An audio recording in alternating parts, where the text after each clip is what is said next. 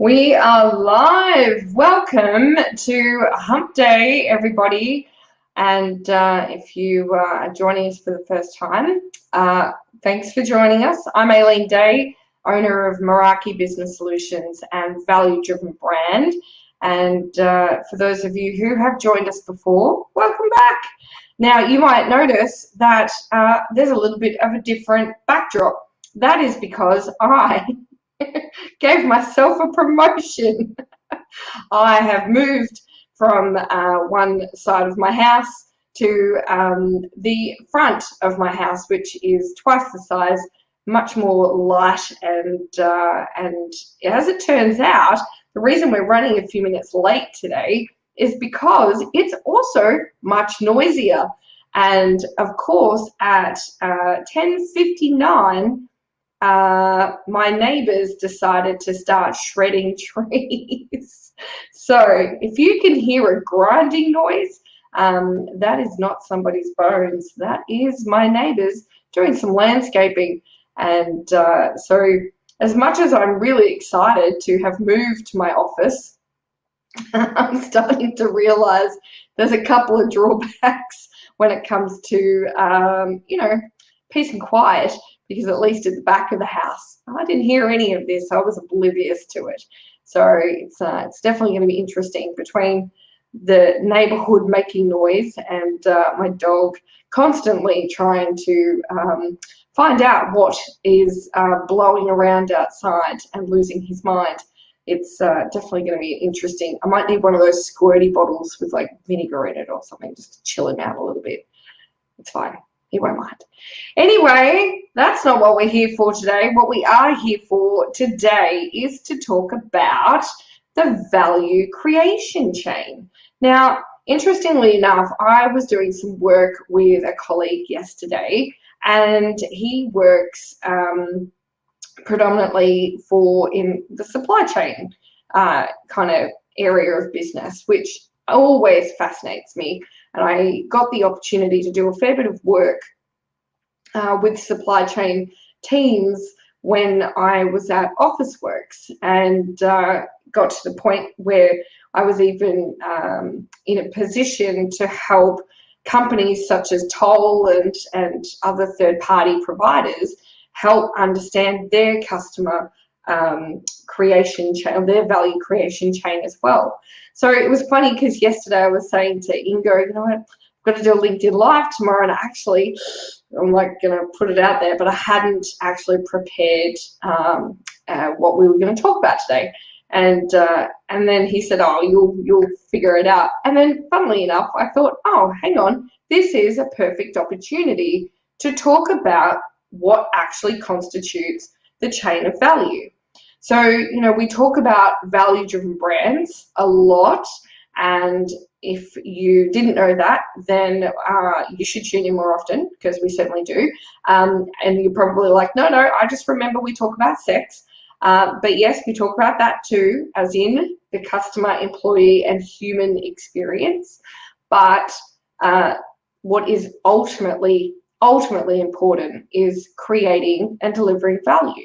So you can't have a value-driven life unless you have a value-driven brand, because really one is the outcome of the other.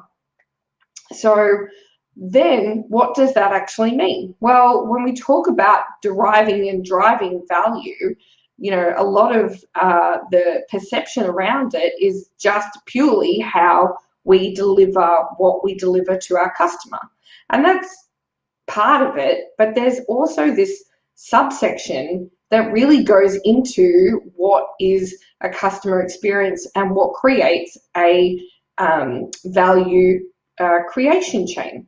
So there's this model that was created about 30 years ago by a guy called Michael Porter, which I had to laugh actually, because I actually work with a guy called Michael Porter, which is quite funny. So this guy called Michael Porter, an engineer, created the value creation chain model, and basically it was his way of delineating the way organizations delivered value. So rather than just that kind of one-sided delineation of value, how we deliver value directly to a customer, he said, okay, well, generally organizations have all of this other stuff going on, and they are things like inbound and outbound logistics, so your supply chain, but not just how you get the stock to you. What does that value creation chain look like going out to the customer as well? And operations, you know, we really don't consider the role of operations nearly enough. And it's funny because what happens in organizations is operations tends to just be this thing, like this kind of constant whirring cog that you kind of hope just keeps whirring away. But the reality is that if you looked at the value that operations drives, and if you looked at the value that the inbound supply chain drives and the outbound supply chain drives, and then if you looked at the value that your marketing and sales drives, and these are all parts of this model that Michael has come up with, and then the service component as well, they all are things that, if we haven't considered it, these are things our customers are paying for, right? So they might come out as expenses for us as an organization, but the reality is our customer pays for them. So what are we doing as business leaders to ensure that that value creation chain is as valuable as possible for our customers? Because the reality is that an organization is really only as good as the value it delivers.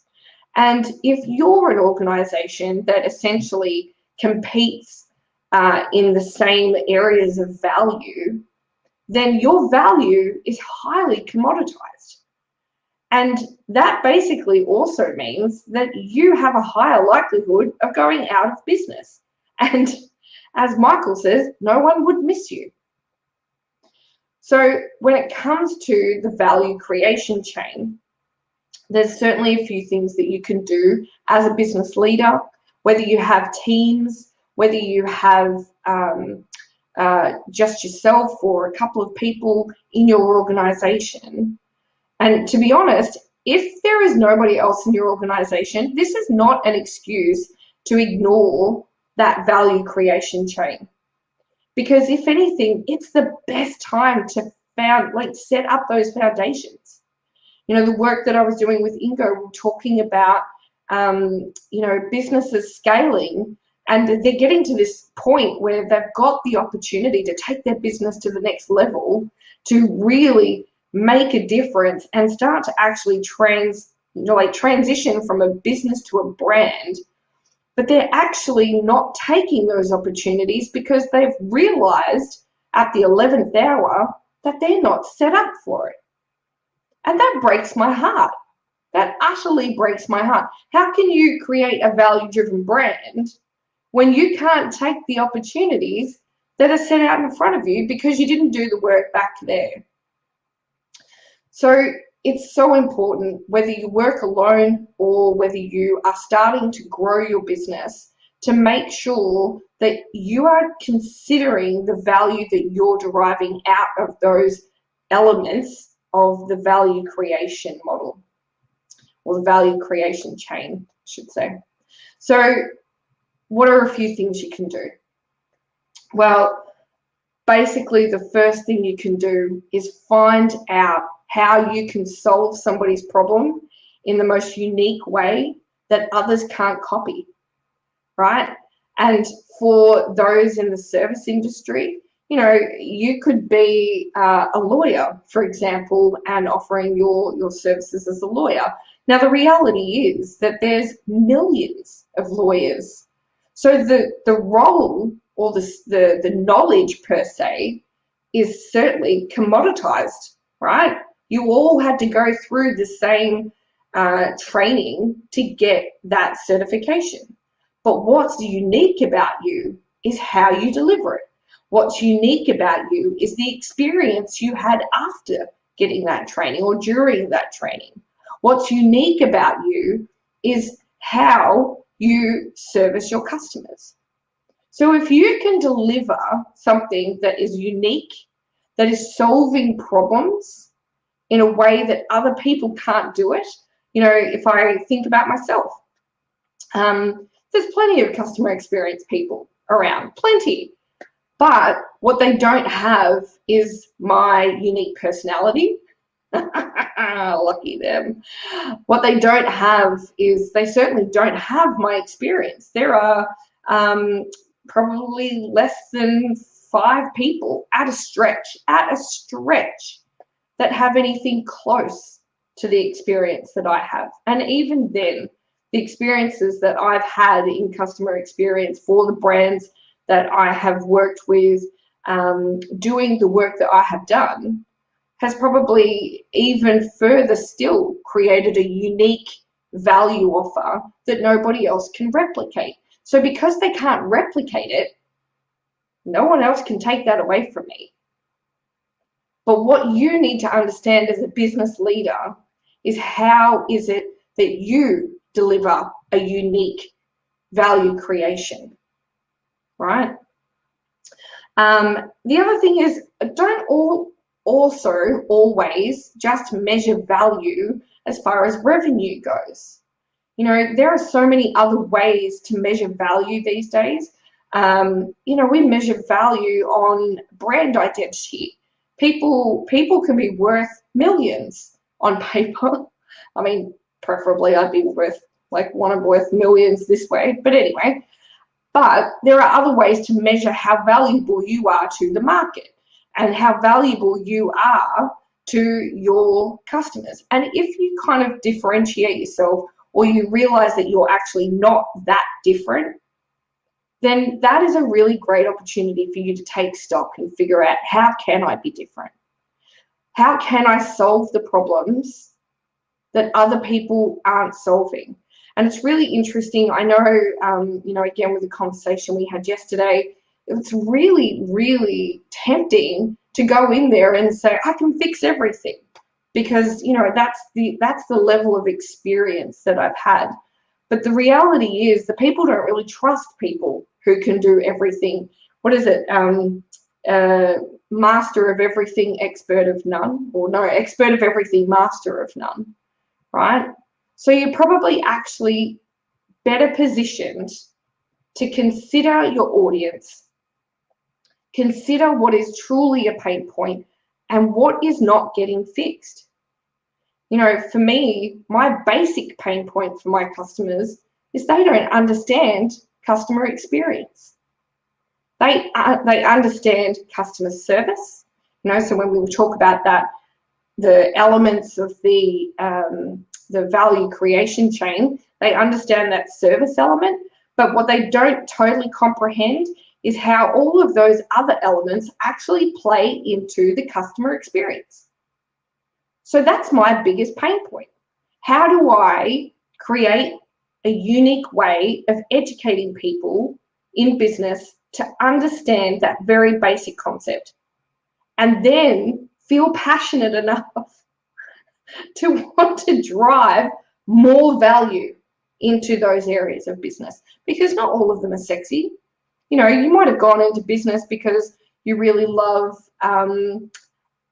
selling, you know, really love selling custom-made drink bottles, but you didn't go into business to talk to customers, and you didn't go into business to, you know, to consider what freight company is going to give you the best DIFOT. Like, those things weren't part of your business plan.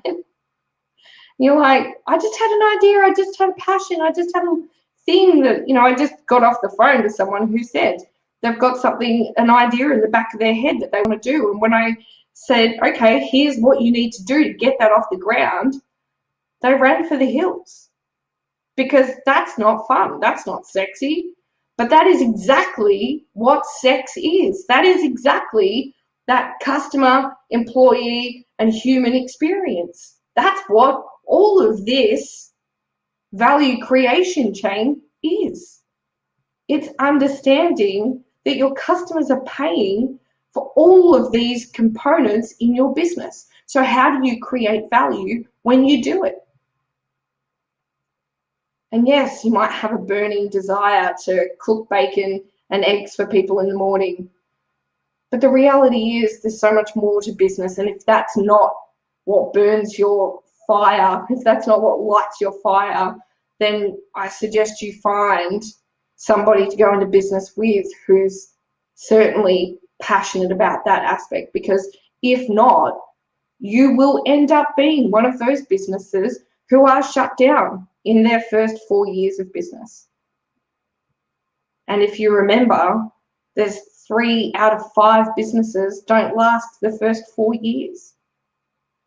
And then after that, another business dies again because we haven't understood the value creation chain and how that impacts our customers and how that impacts our employees and how that impacts the human experience that we want to deliver. So I would implore you to go and do some homework and consider the elements in your business. You might not have a supply chain per se. I know, for example, I don't have a supply chain, right? But one day I will. So now is a good time to consider what that's going to look like. What impact am I going to derive from implementing products into my business? What is the vision that I want to live towards, to grow towards, so that I can create a value-driven brand? So that my customers go, you know what, she's really thought about this. She didn't just like pull a rabbit out of her hat and hope for the best. This is considered. This is prepared. This is setting me up for some really strong opportunities in the future. Because if you have opportunity knocking at your door right now and you can't take it, then I want to have you ask yourself, why? What do I need to do to take this opportunity? What do I need to do to get to the next step? What part of my value creation chain needs to be amended, adopted, removed, fixed? Fix your leaky taps, right? If your systems and your processes aren't in place, then you certainly will not be in a position to create a value-driven brand. So, thank you, LinkedIn user. It doesn't say who it is. This is great. Thank you for sharing. My absolute pleasure. I get a bit ranty, but that's because I'm so passionate about seeing you guys, ladies, gents, business peeps, deliver value for your customers, because that is truly how you stay in business. And value is so subjective at the best of times. So if you don't know, and this is a really great point as well, if you don't know what your customers value, bloody get out there and ask them. Because you're in e-commerce, don't just assume that everybody wants the same rubber stamped experience in e-commerce, right? And if you go and find somebody that you really appreciate the way they do business, then certainly go and investigate how that works, but also how that delivers value to the customer, right? And if it's not something that you can implement now, then create a roadmap. Get your customers, for example, I just signed up to a new system called Signaturely, right? It's a brand new program for digital signatures, and the business themselves, they understand that they can only deliver so much value at each point of their journey, right? But the beautiful thing that I'm loving at the moment is, like, every other day, they are getting their customers to vote for the next piece of the roadmap. So if you've ever wondered, you know, oh, which one should I do next? Don't you make the decision. Get them to do it. Give them the options, give them the boundaries, but get them to choose, because that is how you are going to certainly put your mark on your value creation chain. I'm already a loyal customer because I've already understood that essentially I, as the customer, I'm getting the opportunity to build a program that works for my business. I'm not just being slapped in with another, here, we gave you this, hope you like it. Well, actually, that's useless to me, right? So consider how you go and deliver those aspects of your value creation chain that impact the most positively towards your customers, because your customers are ultimately paying for it. And if they don't pay for it, you don't have a business. It's really that simple. So I'm looking forward to any comments around how you are going to go and review your own value creation chain. I love hearing about how people, go and create change in their business. And ultimately, if you're one of those businesses who've had to kind of reconsider an opportunity, please, let's talk. Let's figure out, what needs to happen next, because you shouldn't be saying no to opportunity. When it knocks, you should bloody well be taking it, right? So that's it from me today. Legitimately an actual short one in comparison to most. We will be back. When will we be back? We'll be back on Sunday. I think we'll be back on Sunday. So join us then at 11 a.m. Melbourne time, and feel free, if you're watching this post live, throw some comments in there. Tell me about what your value creation chain looks like. Does it look like the one Michael Porter put together 30 years ago, or is it on its way to something else? So that's it from me today. Make sure you go out and create value for somebody else in your life, because what goes around comes around. I'm Aileen Day. We'll see you next week.